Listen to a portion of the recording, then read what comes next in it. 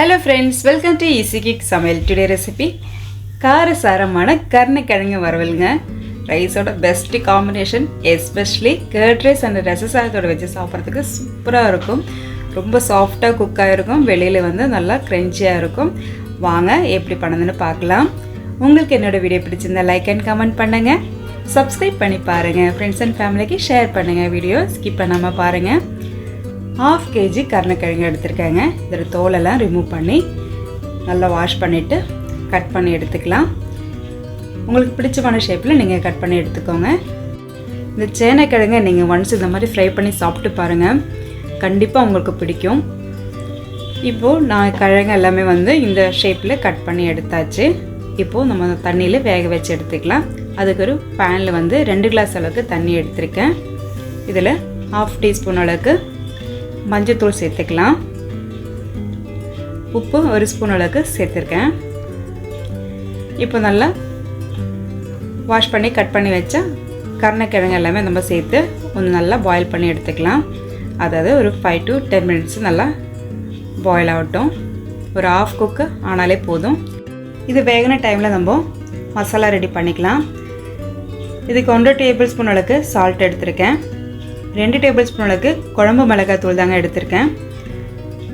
அதே மாதிரி 1 ஸ்பூன் அளவுக்கு பெப்பர் பவுடரும், ஒரு 1/4 ஸ்பூன் அளவுக்கு மஞ்சத்தூளும் சேர்த்து நல்லா மிக்ஸ் பண்ணி எடுத்துக்கலாம்.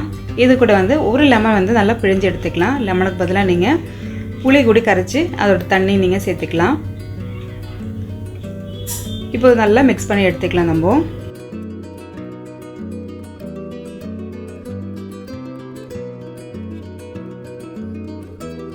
இப்போ இந்த மசாலா மிக்ஸ் பண்ணதுக்கு 2 டேபிள் ஸ்பூன் அளவுக்கு தண்ணியும் சேர்த்து நல்லா மிக்ஸ் பண்ணி எடுத்துக்கலாங்க. அப்போ தான் நம்ம வேக வச்ச கருணைக்கிழங்குல கரெக்டாக ஒட்டும்.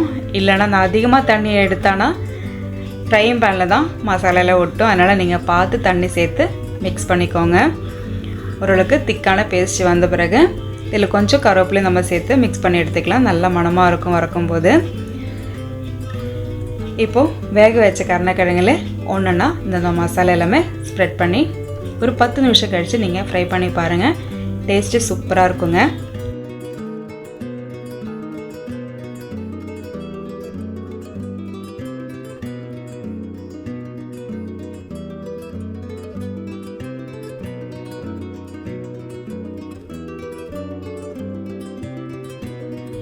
பத்து நிமிஷத்துக்கு அப்புறமா நம்ம இந்த கருணைக்கிழங்கை நம்ம ஃப்ரை பண்ணி எடுத்துக்கலாம். இப்போ ஒரு ஃப்ரைங் பேனில் வந்து ஆயில் சேர்த்துக்கலாம். ரீஃபைண்ட் ஆயில் 2 டேபிள் ஸ்பூன் அளவுக்கு நான் எடுத்திருக்கேன். இப்போ மசாலா போட்டால் கருணைக்கிழங்கு ஒன்றா நம்ம போட்டு ஃப்ரை பண்ணி எடுத்துக்கலாம். இது போட்ட பிறகு நீங்கள் ஒரு மூடி போட்டு ஒரு 5 minutes வெயிட் பண்ணுங்கள். அதுக்கப்புறமா திருப்பி போட்டு அந்த சைடும் நம்ம வேக வச்சு எடுத்துக்கலாம். ரொம்ப ரொம்ப சிம்பிளான ரெசிபி, டேஸ்ட்டு சூப்பராக இருக்குங்க. ஒன்ஸ் நீங்கள் எல்லோரும் செஞ்சு பார்த்து எப்படி இருக்குன்னு கமெண்ட் பாக்ஸில் சொல்லுங்கள்.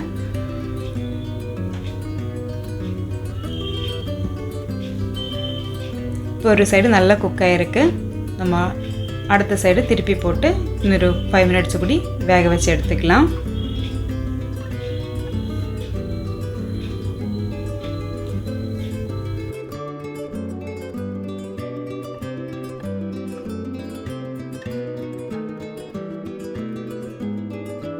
நம்மளோட காரசாரமான கருணைக்கிழங்கு 2 சைடும் ஈவனாக குக் ஆகிருக்குங்க.